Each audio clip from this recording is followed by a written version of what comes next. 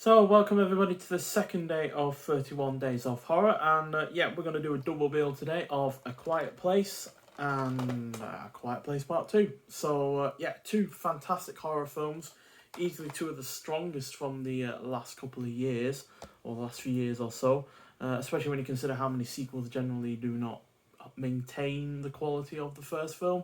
There's no real drop in quality between the two of them.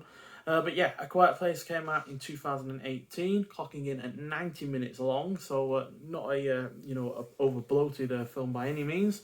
Mainly on a budget of $17 million, and it came back at the box office with $350.3 million. So easily one of the most successful horror films as of late. I think only the first chapter and the second chapter made any more than that. So incredibly impressive.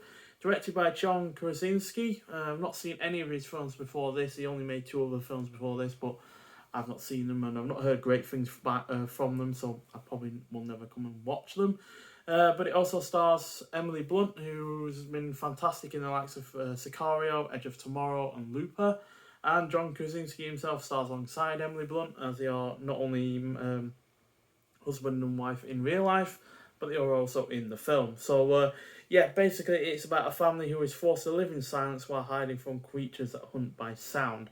They have incredibly hypersensitive hearing, so anything from a crunch of a crisp in your mouth to talking or driving a car will inevitably get them on your tail. So, and it does a great job of emphasising that fact, not only with the attack that happens at the beginning, but throughout the whole film itself, because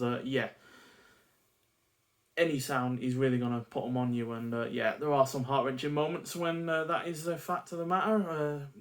One of the children in this get killed because of a sound that they emit from a toy. Then it takes place a year after that event happens, and Emily Blunt's character is pregnant, heavily pregnant, to the fact that she's about to give birth, which is really not the kind of thing you want to be doing when creatures hunt by sound, because babies are notoriously not quiet. So, and it gets a lot of tension out of that. And there's a specific scene with a nail in one of the stairs in the basement that they're living in, which appears, and you just know that's going to get trodden on at any point. And it's just extremely good at getting a lot of tension out of that whole premise. And it's one of the weirdest cinema experiences I've ever had, in the fact that nobody was talking, because there's very little sound in this, very little talking, no real ambient sound a lot of the time. So you could see a lot of people start eating when any loud sound had happened, because they didn't want to eat while it was quiet, because you could literally hear a pin drop at that time. So really rather good. The cast is great. Even the children aren't annoying, which is unusual for this kind of film. The score is really well done. The special effects are solid. It's well produced overall in terms of the production, because even for a $70 million film, it looks fantastic. It's well paced, highly engrossing, and really rather tense, like I said, and gets some genuine scares as well going for it. So, fantastic film, and easily one of the more original horror films of the last decade or so. So fantastic start in terms of the series as a whole. And then the second film originally came out in 2020. I think it was released briefly in New York, but due to the pandemic it got delayed, so it eventually came out earlier in 2021, clocking in at 97 minutes long. So it's not even really all that much more bloated than the original film. Usually sequels are a lot longer than their original films, so to be only 7 minutes longer, when you consider this has a really rather fantastic flashback sequence at the beginning, is really rather solid. And the budget is far larger than it was in the previous film, between $55 and $61 million. So they really put a lot more money behind this, no doubt because the first one made so much, so they were a lot more confident in its chances. And despite the fact it was released in the middle of the pandemic, it still made $297.4 million. So there was no doubt in my mind that when I saw the box office figures for this, that it would have made more than the original had, the pandemic not been a factor. So one of those rare sequels that would have done better had circumstances been better, different. But yes, again, directed by John Krasinski, and once again starring Emily Blunt in the lead role. But this time Cillian Murphy is the lead male character, because John Krasinski's character died in the first film. although you do see him in the flashback sequence, which is a really rather fantastic flashback sequence, because it really does emphasize what sounds would have killed certain people had the creatures been there when those sounds happened. So anything from walking along tiled flooring, to picking up a packet of crisps, to watching TV, or even opening a door. It's really, really good at showing that off. And yeah, Cillian Murphy is a really welcome addition to the series as a whole, as yeah, he was superb in Batman Begins, Sunshine, Free Fire, and 28 Days Later, and he's really, really, really well good in this. And yeah, we continue to follow the same family from the first film as they continue to navigate and survive in a post-apocalyptic world inhabited by blind aliens with an acute sense of hearing.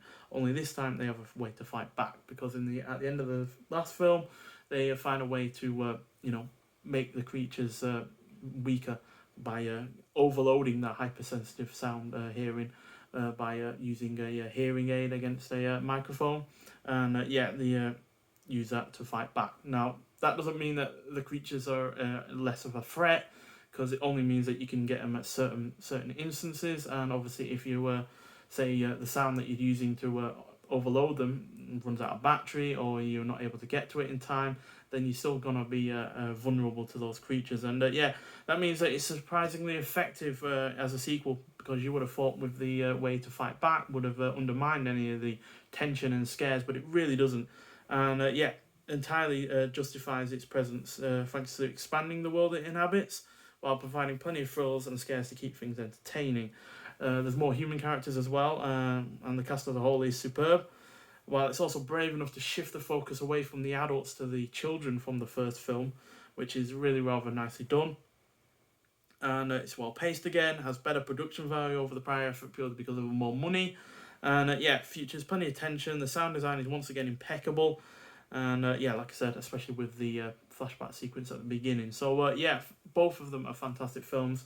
Really, really well worth a place in anyone's collection, because yeah, they are fantastic. And yeah, easily some of my two of my favourite recent horror films going, as yeah, not only do they have an original premise going for them, but they're also well executed, because usually it's one or the other in some instances. So yeah, and yeah, like I said, the score is really good as well, and it's well directed, both of them, in fact, and both of them are really highly engrossing. So yeah, highly recommend both of them if you somehow haven't seen them. And yeah, there is rumours about a third film coming out, a direct sequel to the second one, as well as a planned spin-off to the films as well. So yeah, there's plenty more to come from this world, but hopefully they're not going to overdo it, because sometimes you can go too far with so many sequels or spin-offs. So I hope that they do keep up the quality at least, but nonetheless, thanks for watching, and I hope you have a happy spooky second Halloween day.